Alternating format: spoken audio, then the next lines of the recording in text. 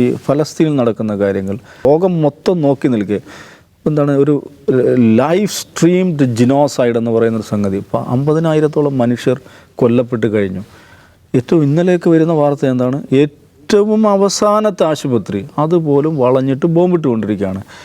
ഇങ്ങനൊരു അനുഭവം മനുഷ്യ ചരിത്രത്തിൽ ഉണ്ടായിട്ടില്ല. പക്ഷേ ഈ UDHR അവിടെയുണ്ട്, UN അവിടെയുണ്ട്, ഈ പറയുന്ന ലോക സംവിധാനങ്ങളെല്ലാം ഉണ്ട്. പക്ഷേ പ്രത്യേകിച്ചൊരു കാര്യമൊന്നുമില്ല. ഈ മനുഷ്യാവകാശം എന്നുള്ളത് പ്രസക്തമാണ്. മനുഷ്യാവകാശ ദിനം ഇപ്പോൾ ഡിസംബർ 10 അന്താരാഷ്ട്ര മനുഷ്യാവകാശ ദിനമായിട്ട് ആചരിക്കുന്നു. ആ ദിനത്തിന് എന്ത് പ്രസക്തിയുണ്ട്? നമ്മുടെ നിലവിലെ ലോകരാഷ്ട്രീയ സാഹചര്യത്തിൽ എന്ത് പ്രസക്തിയുണ്ടെന്ന് ചോദിച്ചാൽ ഒരു ആചാരപരമായ പ്രസക്തി മാത്രമേ ഉള്ളൂ. 1948 ഡിസംബർ 10-നാണ് UDHR എന്ന് പറയുന്ന universal declaration of human rights അത് ഔദ്യോഗികമായിട്ട് പ്രഖ്യാപിക്കപ്പെടുന്നത് അല്ലെങ്കിൽ പ്രാബല്യത്തിൽ വരുന്നത്. ഈ UDHRൻ്റെ പ്രത്യേകത ഇന്ന് ലോകത്ത് ഏറ്റവും അധികം ഭാഷകളിലേക്ക് വിവർത്തനം ചെയ്യപ്പെട്ട ഡോക്യുമെൻ്റാണ്. അതിനെക്കുറിച്ച് പറയാം. 577 ഭാഷകളിൽ അത് ലഭ്യമാണ്. അത്രയും അധികം ഭാഷകളിലേക്ക് വിവർത്തനം ചെയ്യപ്പെട്ട ഒരു ഡോക്യുമെൻ്റ് വേറെ ഇല്ലെന്നാണ് പറയുന്നത്.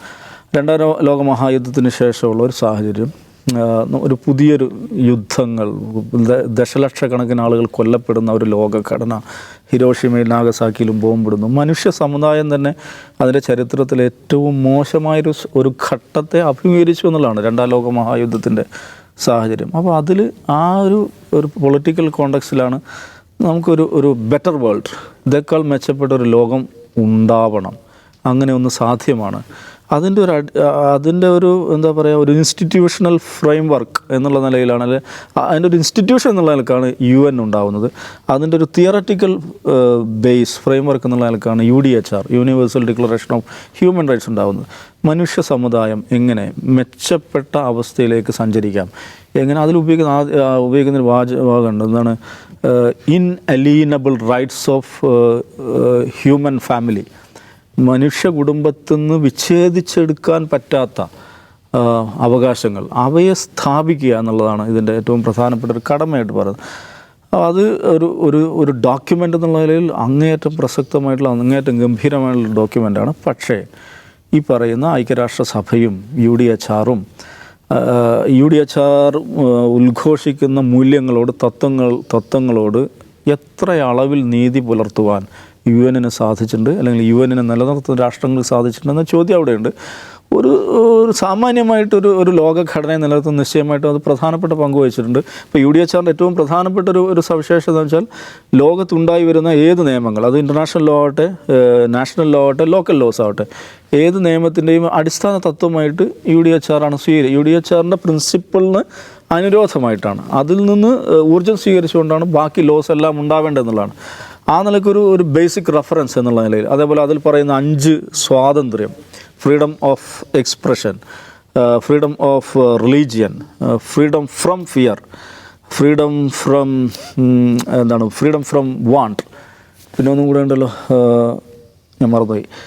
ഇങ്ങനെ 5 അടിസ്ഥാന തത്വങ്ങളെന്ന് പറഞ്ഞ് പ്രഖ്യാപിക്കപ്പെട്ടു. അത് ആ ഡോക്യുമെൻറ്റിൽ അങ്ങനെ കൃത്യമായിട്ട് 5 എണ്ണമായിട്ട് പറയുന്നില്ലെങ്കിലും ഈ UDHRൻ്റെ അടിസ്ഥാന തത്വമായിട്ട് വിശേഷിപ്പിക്കപ്പെടുന്ന സ്വാതന്ത്ര്യങ്ങൾ, മനുഷ്യൻ ഭയത്തിൽ നിന്ന് വിമോചിക്കപ്പെടണം, ഇല്ലായ്മകളിൽ നിന്ന് വിമോചിക്കപ്പെടണം, ഈ 2 കാര്യങ്ങൾ മാത്രം എടുത്ത് നോക്കുക. ഇത് എത്ര അളവിൽ സാധിച്ചിട്ടുണ്ട്? ഫ്രീഡം ഓഫ് എക്സ്പ്രഷൻ്റെ കാര്യത്തിൽ, അല്ലെങ്കിൽ ഫ്രീഡം ഓഫ് റിലീജിയൻ്റെ കാര്യത്തിൽ ഒക്കെ നമുക്ക് തർക്കിക്കാമെന്ന് വിചാരിക്കാം.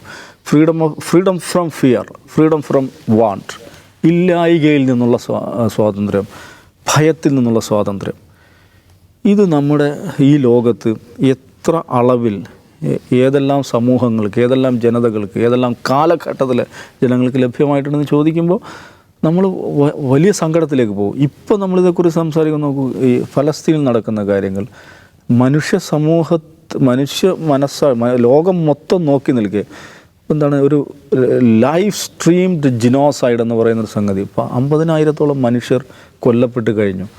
ഏറ്റവും ഇന്നലേക്ക് വരുന്ന വാർത്ത എന്താണ്? ഏറ്റവും അവസാനത്തെ ആശുപത്രി അതുപോലും വളഞ്ഞിട്ട് ബോംബിട്ടുകൊണ്ടിരിക്കുകയാണ്. ഇങ്ങനൊരു അനുഭവം മനുഷ്യ ചരിത്രത്തിൽ ഉണ്ടായിട്ടില്ല. പക്ഷേ ഈ UDHR അവിടെയുണ്ട്, UN അവിടെയുണ്ട്, ഈ പറയുന്ന ലോക സംവിധാനങ്ങളെല്ലാം ഉണ്ട്. പക്ഷേ പ്രത്യേകിച്ചൊരു കാര്യമൊന്നുമില്ല. അപ്പോൾ ഞാൻ പറഞ്ഞു വെച്ചാൽ ഈ തത്വം എന്നുള്ള നിലയ്ക്ക്, ഒരു പ്രിൻസിപ്പിൾ എന്നുള്ള നിലയ്ക്ക് ഐക്യരാഷ്ട്രസഭ അല്ലെങ്കിൽ ഈ പറഞ്ഞ universal declaration of human rights ഇതൊക്കെ വളരെ പ്രധാനപ്പെട്ടത് തന്നെയാണ്. പക്ഷേ അത് നടപ്പിലാക്കപ്പെടുന്നത് ഒരിക്കലും അധികാരമുള്ളവൻ്റെ ഔദാര്യത്തിലായിരിക്കില്ല എന്നുള്ളതാണ്. ദുർബലരാക്കപ്പെട്ട മനുഷ്യർ, പാർശ്വവൽക്കരിക്കപ്പെട്ട മനുഷ്യർ, അവർ സംഘടിക്കുകയും അവർ ശക്തരാകുകയും അവർ ഡിമാൻഡ് ചെയ്യുകയും അവർ അവരുടെ സ്ഥാനം ആവർത്തിച്ചുറപ്പിച്ചുകൊണ്ട് ബാർഗെയിൻ ചെയ്യുകയും പോരാടുകയും ചെയ്തുകൊണ്ടല്ലാതെ ഈ പറയുന്ന ഏതെങ്കിലും ഡിക്ലറേഷൻ്റെ പുറത്ത്, ഏതെങ്കിലും ഒരു കോടതി വാറൻറ്റിൻ്റെ പുറത്ത്, ഏതെങ്കിലും ഒരു ധർമ്മോപദേശത്തിൻ്റെ പുറത്ത് നീതി സ്ഥാപിക്കപ്പെടുമെന്ന് ഞാൻ വിചാരിക്കുന്നേ ഇല്ല.